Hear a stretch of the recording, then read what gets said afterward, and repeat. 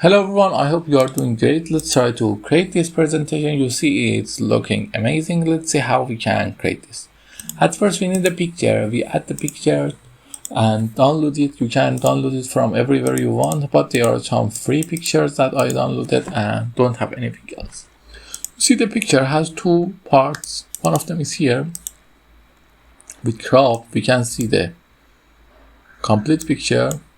If we crop it high, okay, this is the complete picture and we can create these shapes here. But the first question is how we can create this shape. Let's go to the new slide. It's created from three triangles. But how we create these three triangles?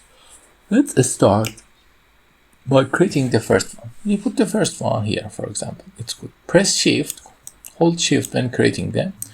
After that, align them center, create another one, and create another one. Then select all three of them and make them onion.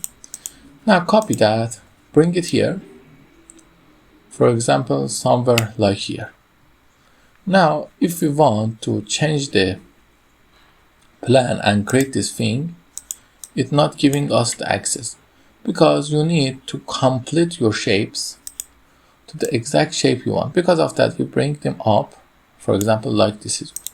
Insert a rectangle here and select all by Ctrl A and create the shape. Now we copy our shape and paste it here. Let me delete this. And then select the shape and select the picture at first, then the shape, go to fragment. Let me just delete the thing that we don't need and bring it up. You see we have two shapes, 1 and 2. Now we create them. Some of you may say these edges are nicer. Yes, because of what? Because I gave them a shadow. I can give them shadow by formatting pictures and you can give it shadow. Don't forget the first one top shadow and the last one is bottom shadow. Okay. We create this. Now we paste the text. The text is just easy text and has nothing special. And then copy that. And in the new slide, we need to add this text also.